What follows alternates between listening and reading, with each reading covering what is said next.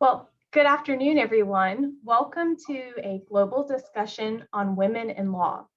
This is a joint production by the Women's Political Collaborative of Tennessee and Sister Cities of Nashville. I'm Tabitha Robinson, and I am a board member for both WPC-TN and Sister Cities, and I'm also an attorney here in Nashville. I will be the moderator for this discussion today. I would like to extend a warm welcome to our members and our guests, near and far. Guests, if you enjoy this program today and you're interested in everything WPC-TN or Sister Cities has to offer, I invite you to visit WPCTN.org for WPC-TN and scnashville.org for Sister Cities to learn more. Just a little housekeeping, if you are a guest and you're not a panelist, please keep your microphones and cameras off. That will just allow us to make sure everything goes smoothly.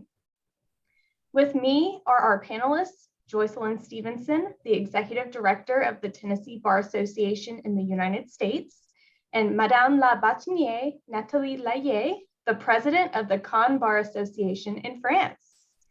I want us to get right into the content to allow for our panelists to give us as much of their wisdom as they can.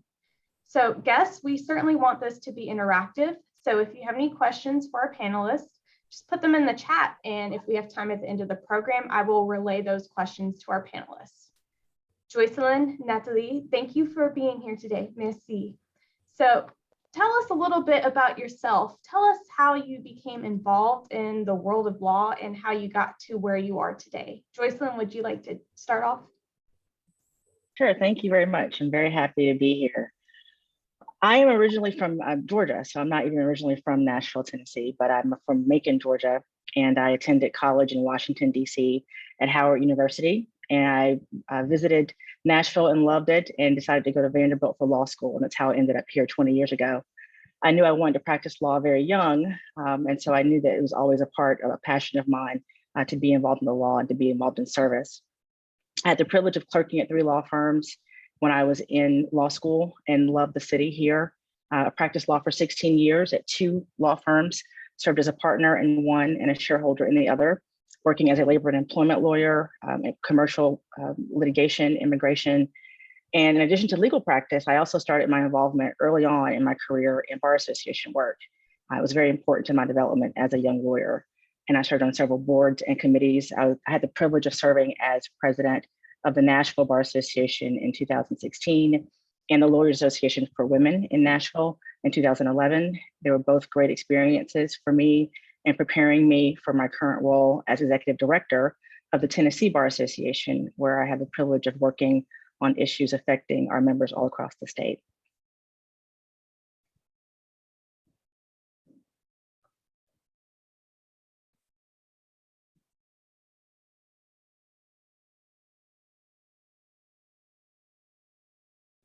Okay, this is our go now. Okay, Nathalie. Je vais parler en français. Je dis ça pour notre traductrice, ça va être plus simple. I will be speaking in French, and we have an interpreter. Alors moi, je suis devenue avocat tardivement. So I became a lawyer late. In 1999. L'an 2000, en fait. En 2000, oui. 2000. I had a profession before. I had another job before. Oh, yes. Sorry. Sorry. Au début, je voulais être journaliste. Oh. At first, I wanted to be a journalist. Donc, j'ai fait des études de journalisme et ensuite, j'ai rencontré mon mari. So I studied journalism, but then I met my husband. Et ma vie a pris une toute autre tournure. And my life took a completely different turn. Puisque je l'ai suivi dans un projet d'ouverture de centres commerciaux. Centres commerciaux, oui. Because I followed him in a project to open some malls, shopping malls. Je pense que j'étais aveuglée par l'amour car ça ne me plaisait pas du tout. I think love blinded me because I didn't enjoy that at all. Et ce projet n'a pas vu le jour On a travaillé ensemble pendant 4 ans et j'ai rejoint la ville de Caen dont il était originaire avec lui. So this project never really came to fruition. I worked with him for 4 years and then came back to the city of Caen, where he was from. Je n'étais pas canaise du tout, j'étais parisienne, j'étais née à Paris et j'ai fait toutes mes études, ma jeunesse à Paris. Donc, c'était compliqué pour moi d'arriver à Caen. I was not from there. I was from Paris. I was a complete Parisian, born there, studied there, grew up there. So it was complicated for me to land in Caen and to adapt there. Et à ce moment-là, je me suis demandé ce que je voulais faire de ma vie, puisque j'avais fait des choses très différentes et je venais d'une famille qui n'était pas une famille d'avocats. And at that point, I wondered what I wanted to do with my life because I'd been doing completely different things. And I came from a background, from a family with no lawyers. Excepté mon beau-père, my father-in-law, qui était administrateur judiciaire. Je ne sais pas comment vous allez traduire ça. Receivership. Pardon? On dit receivership, je pense. Receivership. Receivership. Yeah. So, nobody in my family worked in nobody in my family worked in the law field except for my father-in-law who worked in receivership. And my sister, who became a lawyer. Oh. So, in fact, I followed my little sister. She was my model. And I decided to start studies of law when I was pregnant of my first daughter. So I was 28 years old. So it was really a choice, and I wanted to work only in labor law. It was my favorite field, of law I like, because I had worked in a company, because just before I met my husband, just after my studies of journalism, I worked for 2 years in a big firm, which is Dassault. C'est l'équivalent de quoi aux États-Unis? Dassault aviation, Dassault électronique. It's a big firm of electronics. You have aviation, Dassault aviation. Company, parce que firm, c'est plus. Company, yes. Firm, c'est plus une. And I had seen a lot of things about social and labor, and I was interested in it. So I started my studies with the idea that I would work in this field. Je sais pas pourquoi je suis partie sur l'anglais. And it was in 1983, and I had my diploma in 1999. I started with one maternity, and I finished with the second one. And I started working in a law firm, which was generalist. I had to do all the things I didn't like, in fact, because in France, when you start as a lawyer, at that time you had to work for 2 years as a student, stagiaire, trainee. And I worked in construction, and it was awful. Building, yes. All these fields I didn't like. I went to criminal court once, but it was very interesting because I had to manage. It's the way you work in France when you start your studies. When you start in a law firm, most of the time you have to be very polyvalent, and you have to work in different fields. And after 2 years, I told them I want to work in labor law. So they didn't have enough work for that. So I worked for 1 year with a specialist. And after, I decided to be in individual practice, cabinet individuel. Private practice? Yes, it was in 2003. 2003? 2002. It was very quick, in fact. And since I'm still in individual Private practice.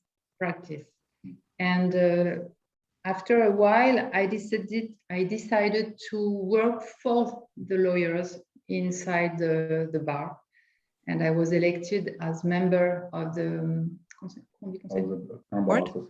Caen Bar Association, and it was very interesting. In fact, I decided that it was time to give to my profession what it had given to me.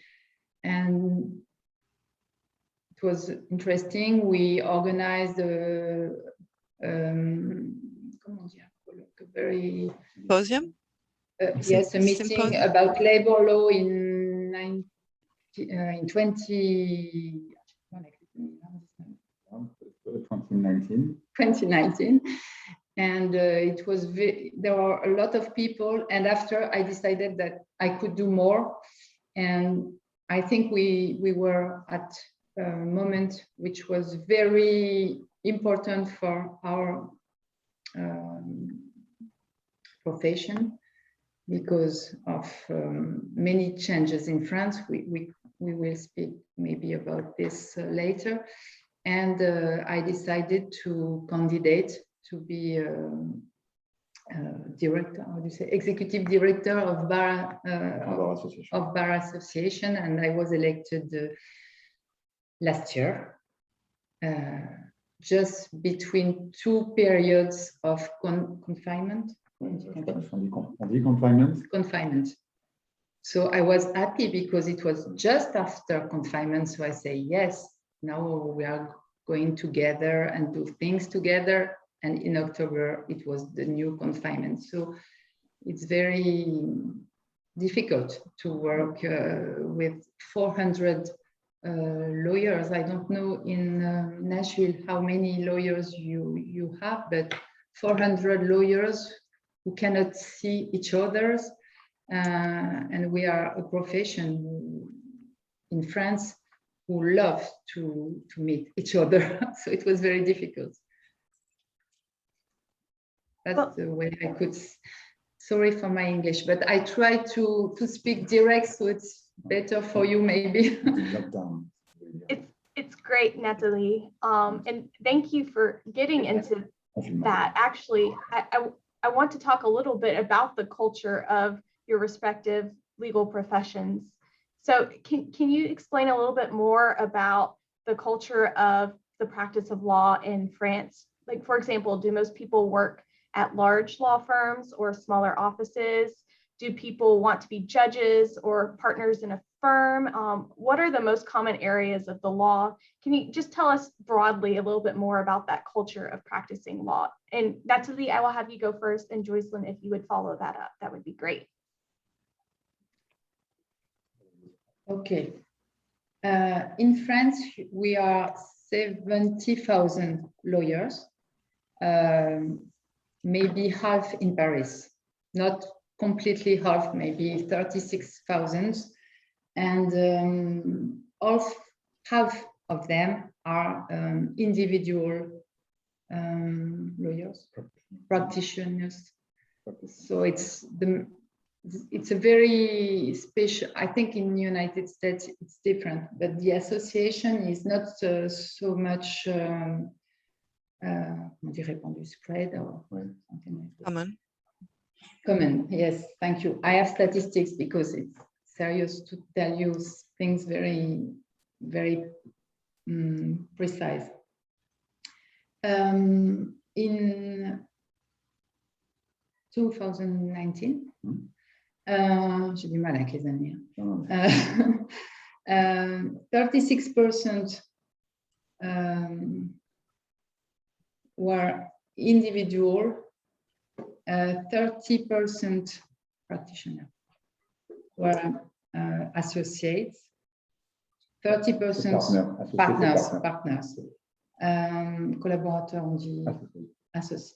Collaborateur, c'est pas pareil. Ah, okay, it's the opposite. Yeah. Because in French we say partner is associé, and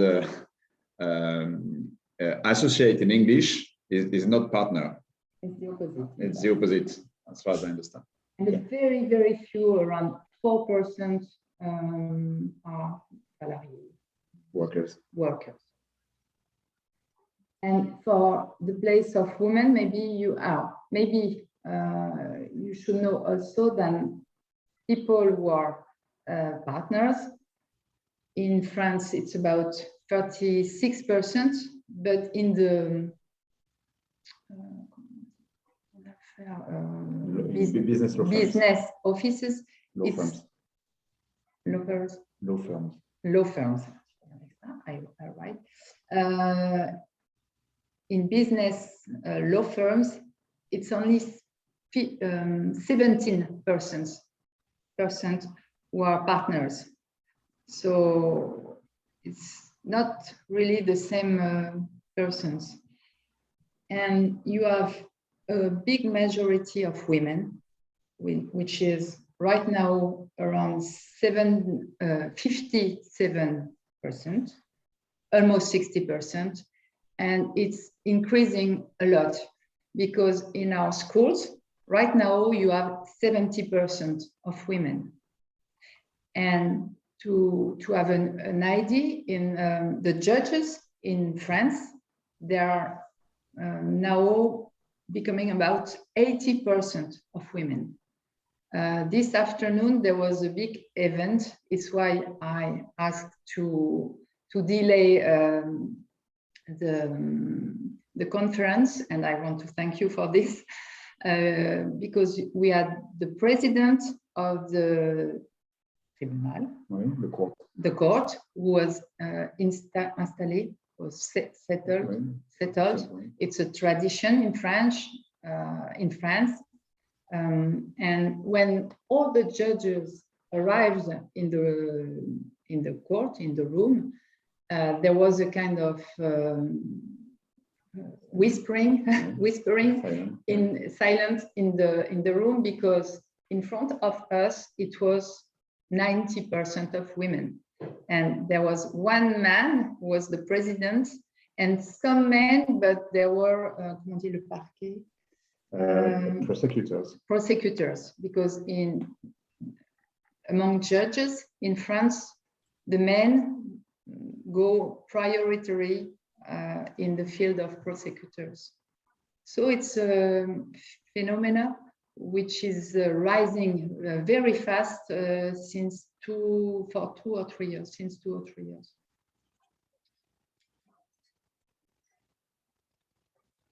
That is fascinating. And Joycelyn, would you like to follow that up? Sure.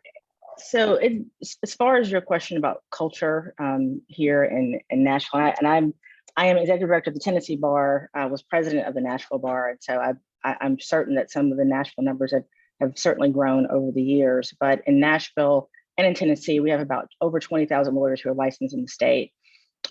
Tennessee Bar has 12,000 of those as members. We're a voluntary bar association, and I know that Nashville, at least as minimum 4,000 to 5,000 lawyers that are licensed, and maybe more than that at this point. We have so many people, and I think similar to what Natalie was talking about, that are solos, that are in the private sector. Lawyers here practice not just in law firms, but several in the legal aid, state, local government. We have several traditional law firms with associates, which is where I started as a young lawyer, as an associate for a number of years. It used to be 1 to 8 before you became partner. Now I know it's a little bit longer for other firms, where it might be 10 to 11 to 12 years before you are even up for partner. And then we have different partnership structures, non-equity, equity tracks of partnership.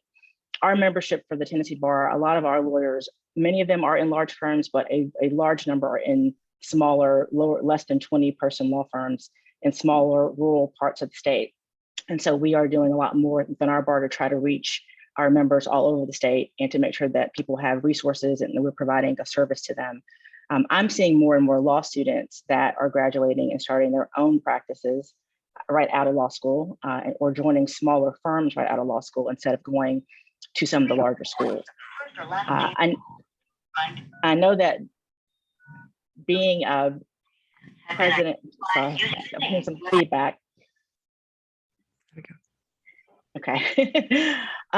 One of the things too that, a question that you had mentioned was just about practice areas and the goals of being a partner and how that works in different cultures as well. I do find, at least for me now, I go and talk to a lot of law students all across the state.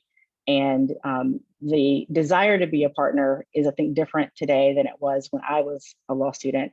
And that was a big part of my goal in going to a law firm and being a partner.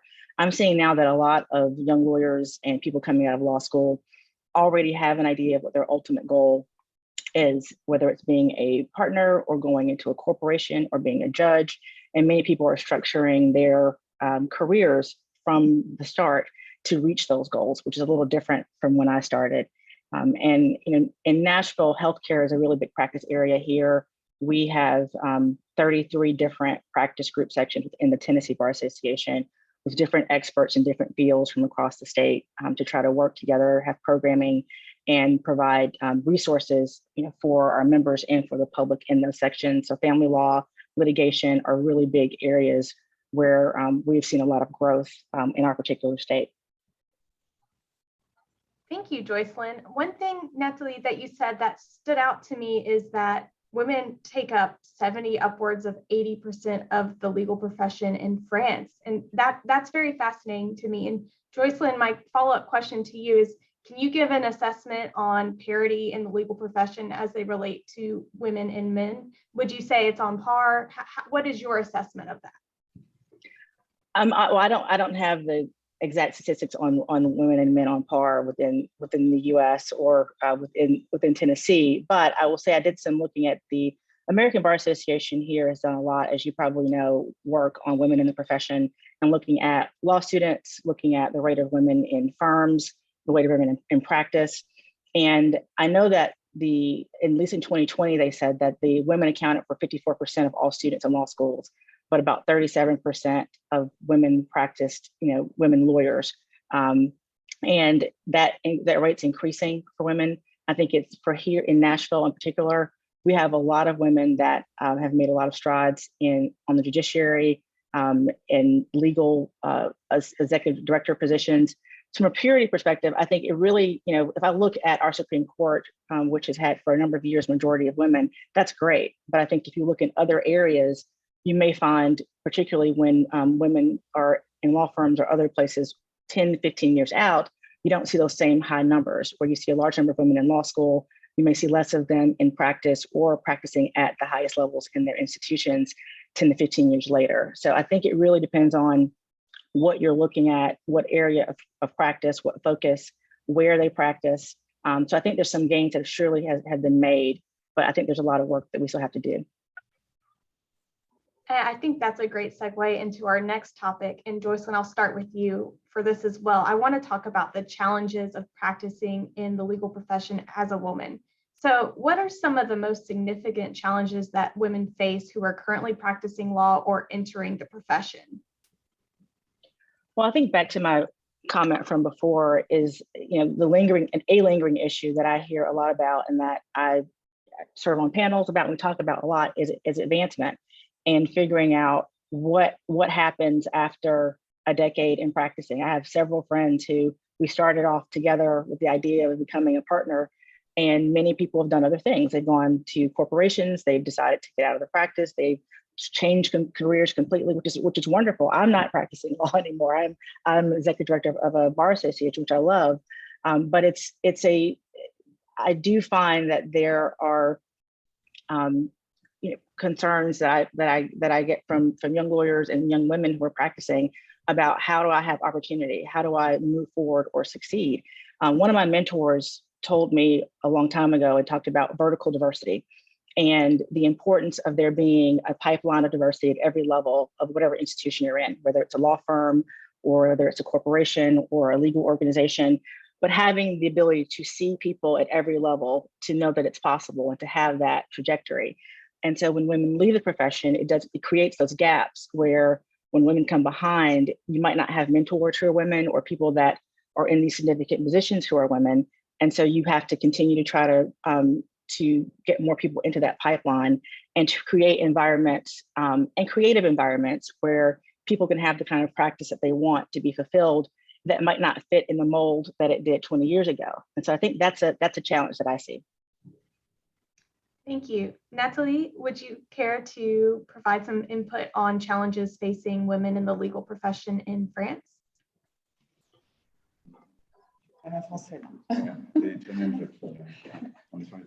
Quels sont les challenges que les femmes doivent affronter en fait pour entrer dans la profession? Quels sont les défis posés aux femmes? Je dirais le premier, concilier leur vie de femme et de mère et leur vie professionnelle. To marry to conciliate both lives, their professional life and their life as a woman, as a mother. On constate qu'il y a une forte charge mentale qui pèse sur les femmes puisqu'elles doivent concilier ces deux aspects de leur vie. Conciliating or juggling these two aspects of their lives puts a heavy mental load on women. Le deuxième challenge, c'est d'arriver à une égalité de rémunération avec les hommes. The second challenge is to achieve revenue equality with men. Puisqu'on en est extrêmement loin, il y a à peu près plus de 30% d'écart de rémunération entre les hommes et les femmes, au détriment des femmes, bien sûr, c'est pas l'inverse. Because we're very far away from it, there are now a 30% gap between the revenues between both genders, of course, benefiting to the benefit of men. Ensuite, je dirais que le troisième challenge, c'est d'investir davantage des terrains du droit qui sont davantage investis par les hommes. Je pense notamment au droit des affaires. The third challenge, I would say, is to make inroads in law fields that are traditionally more reserved to men, such as business law, for instance. Puisque les femmes sont majoritairement investies dans le domaine du droit de la famille, du droit du travail, principalement, on va dire. Because women are mostly seen in more family law and labor law, mainly. Et donc, en France, pour arriver à ce qu'il y ait une égalité, notamment dans la représentation dans les institutions, les barreaux, mais aussi l'autorité nationale qui est le Conseil national des barreaux, on a dû prendre un certain nombre de décisions. And so to attain more equality in France at the level of bar associations and at the national bar association. Donc, il a été décidé d'une parité, c'est-à-dire qu'aujourd'hui, pour entrer dans un conseil de l'ordre, on travaille avec un binôme, un homme et une femme. So in order to work towards that parity, to that equilibrium, we now, in order to enter, you said un conseil de l'ordre, like what we call conseil de l'ordre, or it's like a board L'assemblée, the assembly of all bar associations. Yeah, Yes. You have to work in pairs, including always a man and a woman. Par exemple, my colleague Thomas Carrera, if he wants to be member of the Conseil de l'Ordre, he will have to find obligatoirement. Yeah. I will be obliged to find a woman. A woman. So yeah, if my colleague Thomas Carrera wanted to enter that Conseil de l'Ordre, he would have to work in pair with a woman. And le dernier challenge peut-être, c'est de changer le regard que peuvent avoir certains hommes sur les femmes dans les cabinets d'avocats, ce qu'on appelle chez nous le sexisme. And the last challenge, or the fourth challenge, would be to change the attitude or the of men in law firms the attitude of men toward the way they look and consider women in the profession, what we call sexism. Ce qui nous a amené à créer des référents harcèlement, si on peut dire, pour pouvoir dénoncer certaines situations que les femmes subissaient. Un référent, Euh, qu'est-ce que ça veut dire? Une personne de référence, un avocat de Un référence. avocat désigné à cet effet. Oh, Voilà. which is why we actually created positions for lawyers who dedicate themselves to bullying within law firms, bullying against women. Et les avocats qui ne se comportent pas correctement peuvent faire l'objet de poursuites disciplinaires et être suspendus de leur activité pendant plusieurs mois. And lawyers who do not follow the rules can face suspension to be suspended from their practice for several months. Cela étant, avec le phénomène importé des États-Unis, avec les différentes affaires Weinstein, etc., on a eu une libération aussi de la parole qui fait qu'aujourd'hui, je dirais, de ce fait-là et aussi du fait que le nombre de femmes augmente, ces comportements vont diminuer. Ils sont déjà en train de diminuer. Et on parle peut-être déjà d'une histoire passée. Les choses se sont extrêmement accélérées depuis 2-3 ans, depuis que les États-Unis nous ont exporté des affaires qui ont libéré beaucoup de choses chez nous. But with the whole phenomenon that came mainly from the United States, with all the big scandals with the Harvey Weinstein and all the others, this combined, so where people are speaking up more and more, this combined with the fact that there's the number of women in the profession and in school, in law school, is accelerating and growing. This together mean that all these behaviors are changing. We're already starting to see them are more of a thing of the past, and because it's the progress has really accelerated thanks to these scandals that came from the United States principally. Il y a aussi un critère générationnel dans la mesure où les comportements désobligeants et sexistes sont souvent le propre des plus anciennes générations. Moi, par exemple, je suis né en 1977 et je n'ai encore jamais croisé de confrères, de collègues de ma génération qui ont été reconnus ou qui ont manqué de respect aux droits des femmes. Voilà.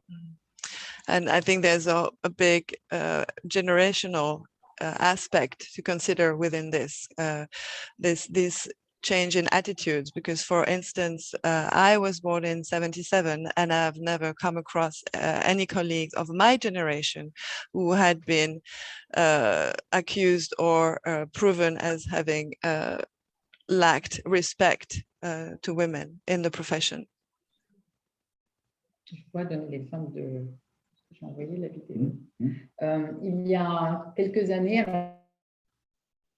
c'était en moins de 10 ans, enfin 2012 ou 2014, je ne sais plus, il y a une femme qui est devenue bâtonnière et il y a un avocat d'un certain âge, effectivement, cheveux blancs, a dit, mais est-ce qu'elle a les épaules suffisamment larges pour ce rôle?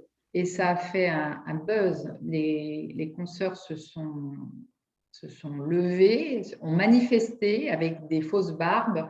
On vous enverra le lien pour que vous puissiez voir un peu en image ce que ça a provoqué.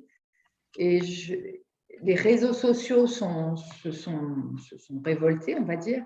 Et aujourd'hui, des choses qui étaient dites de cette manière-là ne sont plus possibles dans la mesure où elles sont tout de suite, elles entraînent tout de suite une réaction des femmes. Donc, on parle, je pense, effectivement d'une époque d'une page qui est en train de se tourner. Et c'est bien.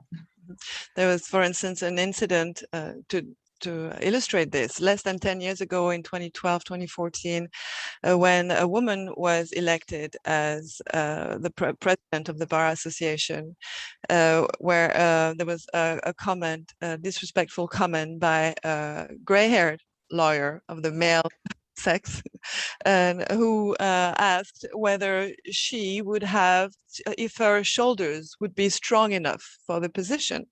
And that led to an immediate reaction of the female lawyers who have demonstrated with fake beards. We'll send you the video of that so you can all see that. And it came out everywhere in the social media. And so this is why these types of behaviors now have to change, because it's just no longer acceptable. As soon as anybody makes such a comment, it goes off everywhere. And there's an immediate and strong reaction of women. Well, Natalie, that's very enlightening. As an American female lawyer, I find it very fascinating to see the parallels with some of the same challenges that women face in the legal profession, both here in the United States and in France. And Joycelyn, I just find this line of conversation very fascinating. I wanted to follow up with you and see if you had any response to Natalie's comments. Well, I agree with you. It's interesting, some of the parallels that she discussed. And I thought the lawyers who dedicate themselves against bullying against women, I thought was fascinating. And needing more of that is what a great thing to have.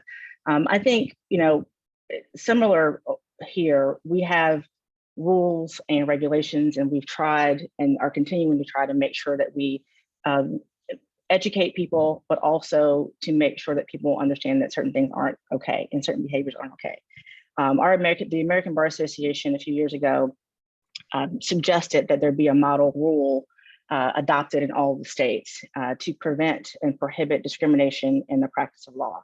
They were finding, and other states were finding, that while we do have anti-discrimination laws generally for employment, lawyers, particularly in situations if there's an opposing counsel or somebody in a case, or somebody that's not necessarily your employer, does something that is discriminatory or something that's improper, that there weren't really a lot of avenues to address that. And so one of the things that many states here in the US are doing is adopting more proactive rules to govern the practice of law, so that lawyers who may not be in the same working environment as someone else would still have some sort of penalty for doing something that's offensive to another lawyer or to a woman on a case or any other situation.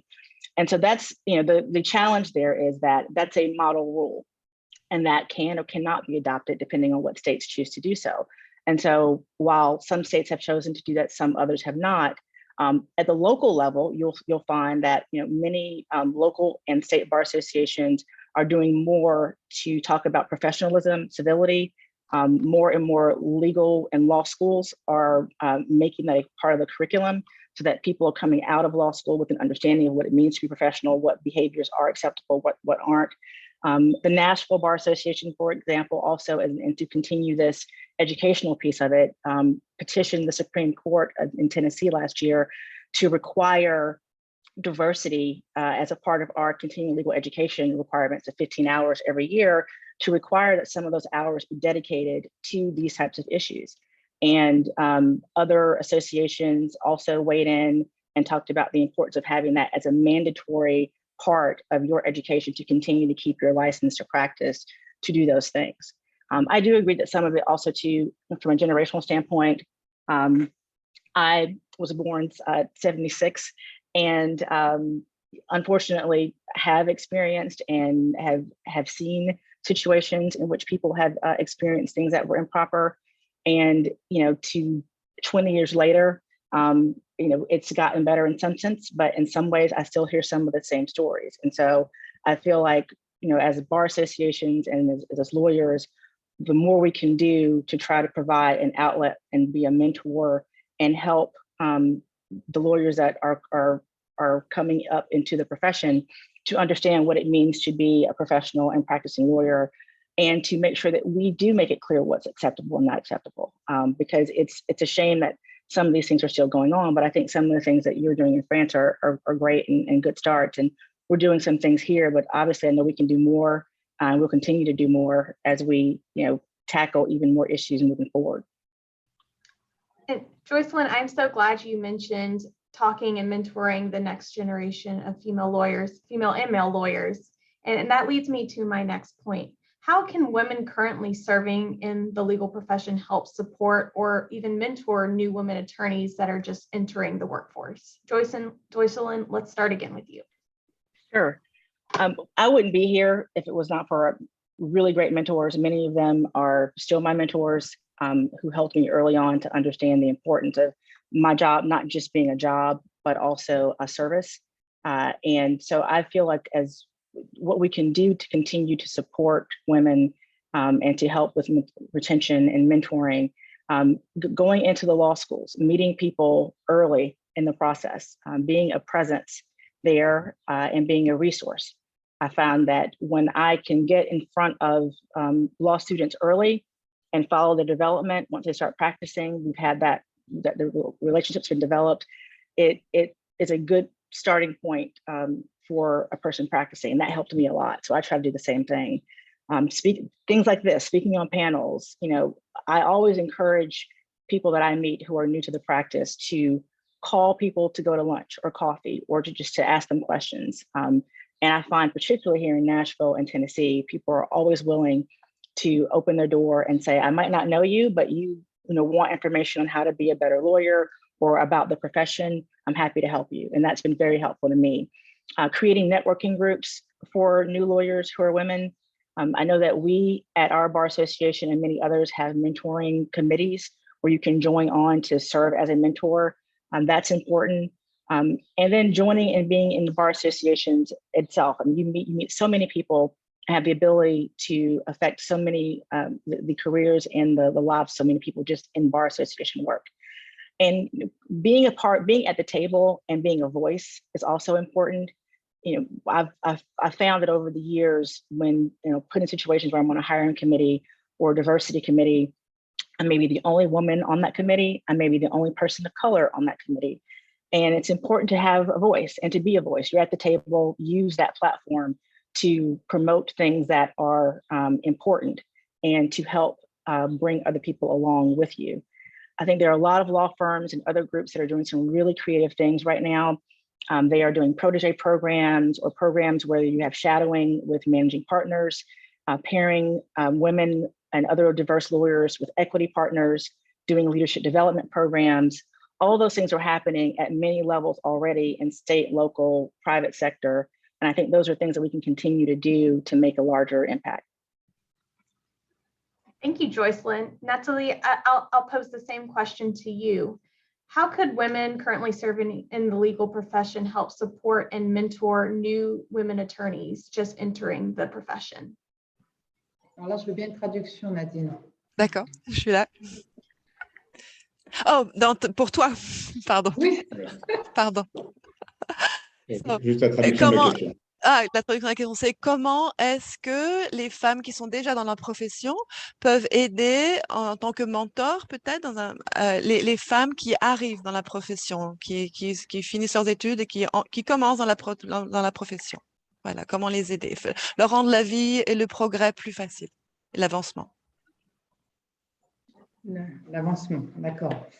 Ok, parce que alors pour moi, l'aide, elle peut prendre plusieurs formes. Alors sur Paris, parce qu'effectivement, c'est un très gros barreau, il y a beaucoup de réseaux de femmes qui font une forme de parrainage ou de mentorat sur des avocates plus jeunes.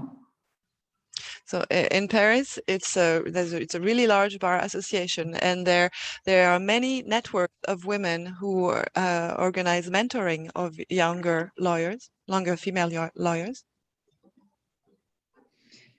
Et je dirais qu'au niveau de notre barreau, à nous, il y a 60% de femmes déjà, il faut le dire, dans notre barreau. Donc, on est vraiment représentatif des chiffres que j'ai donnés tout à l'heure. within our own local bar association, there's a 60% of women. So it's really aligned with the numbers I was giving you earlier. Et alors, l'organisation, elle n'est pas visible, mais elle se fait assez naturellement. Par exemple, ça va être des groupes WhatsApp sur certaines audiences où on s'aperçoit que c'est principalement des femmes, parce que c'est vrai que l'entraide, c'est quelque chose qui se matérialise plus chez les femmes. Je ne sais pas pourquoi, c'est peut-être dans leur fibre. Et ça va être effectivement des réseaux d'entraide pour se substituer à des audiences, par exemple. And so it's the organization of that mentoring in our local bar association is not that visible, but it kind of happens naturally, as if WhatsApp groups will be created, and we realize that it's mostly women, and for some reason women tend to be better at helping each others. Et peut-être une solidarité aussi lorsqu'on s'aperçoit qu'il y a une consoeur, collègue, qui est en difficulté. Ça m'est arrivé 2 fois cette semaine d'avoir une forme de signalement d'une consoeur qui me dit je sens que cette consoeur est en difficulté dans son exercice professionnel. Et la tradition chez nous, c'est qu'on appelle le bâtonnier pour signaler. Le bâtonnier se rapproche de la personne et fait ce qu'il faut pour aider, pour mettre en place des différentes choses pour se substituer, on va dire, à des difficultés. Je ne sais pas si c'est substituer, ou en tout cas pour prendre en charge les difficultés que la personne rencontre. So, and there's a solidarity that exists here, and that's something that happens traditionally within our bar association, is that if a female colleague notices that another female colleague lawyer is experiencing problems in her practice, then the tradition here is for them to call the president of the bar association and share that with them, that, hey, I've noticed that this person is going through some challenges. And then from there, the president of the bar association can see what they can do to set up some measure of help for that female lawyer who's experiencing difficulties. Et alors ensuite, il y a aussi, alors c'est vrai que là, on axe beaucoup la discussion sur le féminin, mais il y a aussi ce qu'on appelle le jeune barreau chez nous, qui représente 70 avocats sur 400, qui est très soudé et qui organise un certain nombre d'événements pour rassembler les jeunes avocats, pour qu'ils puissent faire des échanges aussi, et en dehors du travail, peut-être extérioriser des choses qu'ils vivent à l'intérieur des cabinets pour trouver ce qu'on appelle peut-être une sorte d'analyse de pratique. Ce qu'on peut dire aussi, c'est qu'il y a eu une initiative à Caen. Il y avait des confrères qui étaient en difficulté, en charge mentale, qui n'arrivaient pas à gérer la pression de leurs clients, notamment les jeunes avocats.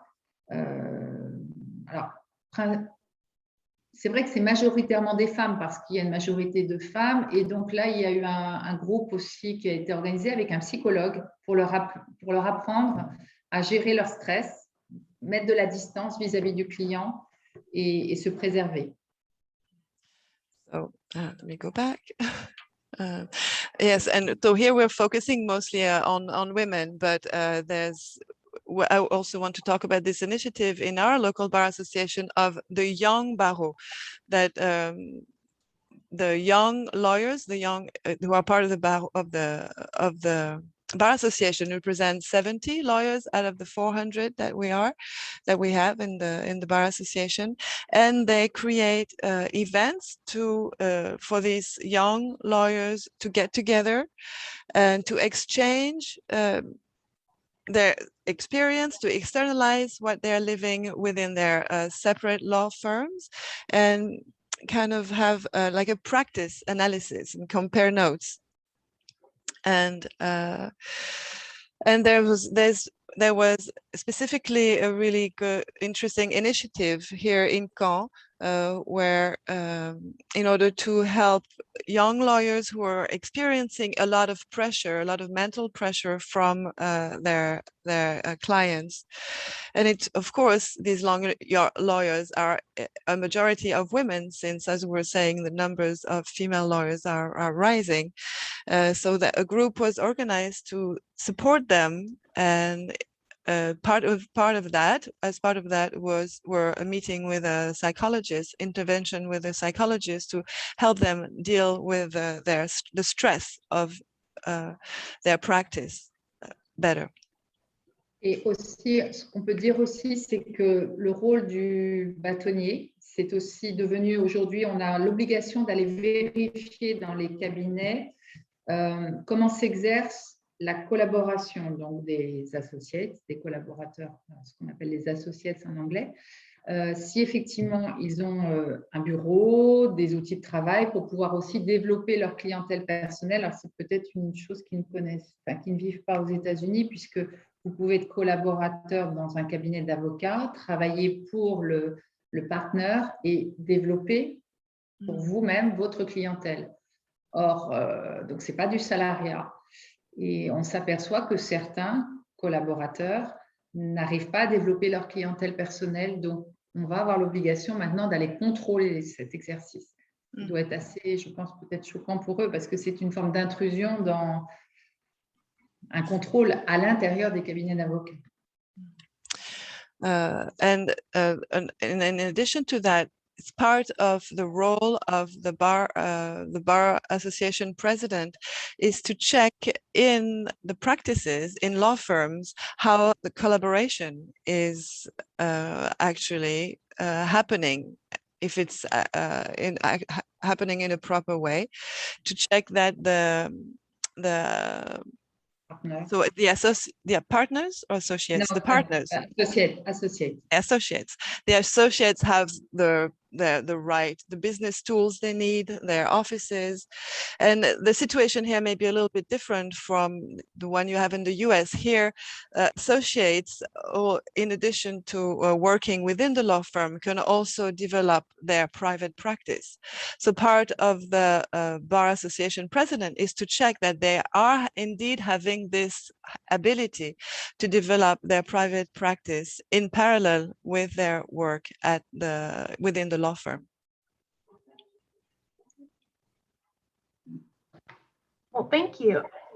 We've only got a few minutes left, so I want us to wrap up with one final question.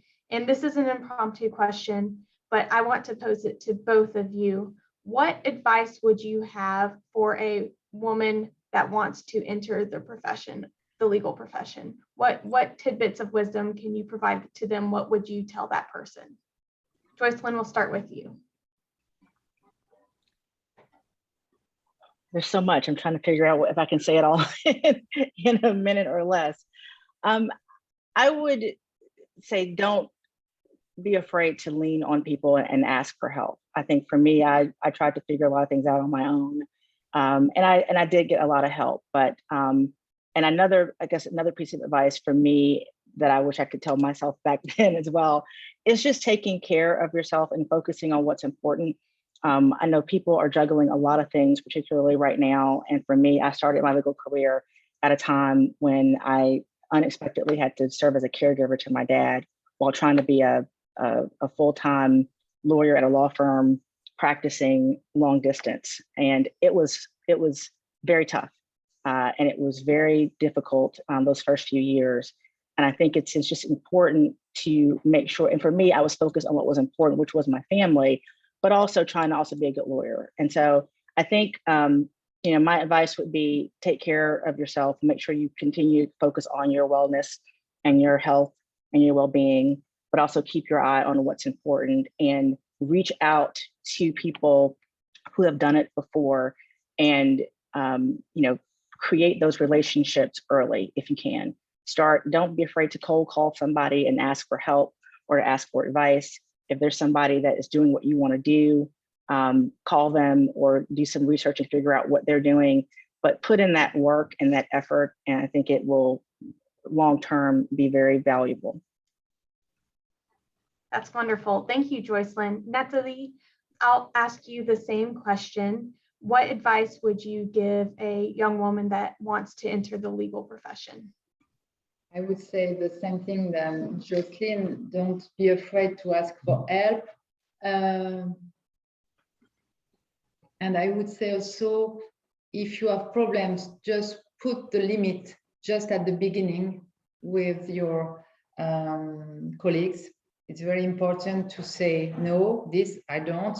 I have a family, I want to go home now, and don't agree if someone give you work until the end of the night, because you have to be equalized. Balanced. Balanced. You have a right for privacy. It's very important. If we want to have lawyers for long, we need to protect mainly women, because it's difficult to make to have an evolution in our comment on dit, notre évolution sociétale, sociétal evolution. Societal evolution. It takes a long, and we need to protect these women, because very soon there will be a lot in France, lawyers, and if we don't protect them, so we will have a lack of lawyers, and it will come very, very fast. So I would advise them, take care and be professional. It's very important. Always be professional, very competent, and be passionate, because we have one of the most beautiful profession in the world. I wrote, I saw you wrote one sentence which interrogate me. You say, I mean, it's the way you see our profession in United States. You say you have one of the most powerful profession. I'm not sure it's the same thing in France. I saw this in your draft. I'm not sure we have the most powerful profession. I mean, it's not because you are a lawyer that you are very influent in France. But it's a very respected profession by the French people. They have a very strong image of what is a lawyer in France, someone who defends, someone who protects. And we are in France, and it will be my last word. We are fighting in France right now in order not to become algorithm, because it's a movement which is increasing, and maybe it would be the topic of a new conference with Nashville. Right now, we have a pressure to write in a number of words defined in the presentation of our writings, Summons. And we are fighting against that. We are fighting against another evolution, which is that we won't be able to plead. Now it's written. We cannot plead, and pleading in France is something very important. So we are in à la croisée des chemins, comme on pourrait dire, dans a crossroad. At a crossroad. Right now, which has been increased by the COVID crisis, because we had some procedures during the COVID which was not pleading, and right now, for economic reasons mainly, our job is un peu en danger quand même, in danger, I think. Because there is a fight, there is a kind of fight between the judges and the lawyers on that point. The judges don't want to spend their time and it's for them wasting time hearing lawyers at the bar during the hearings. So our right as lawyers to be able to plead is clearly threatened today, and that's the whole gamble for the future that we have to face, and we have to keep together, to stay together, to stick together for our rights to plead and to still exist at hearings. And this is a very, very tough fight today. Yeah. Well, thank you so much. And Natalie, I think what you just said prompted a whole new conversation. And I think a lot of us here in the United States are very interested in hearing. So perhaps that will be our next topic for another time. I really wish we had more time to talk, because this is certainly a conversation that I think I could have all day. But I will say, Natalie, thank you. And Joycelyn, thank you for your time as well. Guests and members, thanks for tuning in. Pour nos amis en France, bonne nuit. And for our friends in the United States, have a great afternoon. And Joycelyn, Natalie, thank you again. Thank you, everybody. Thank you. Thank you. Thank you very much.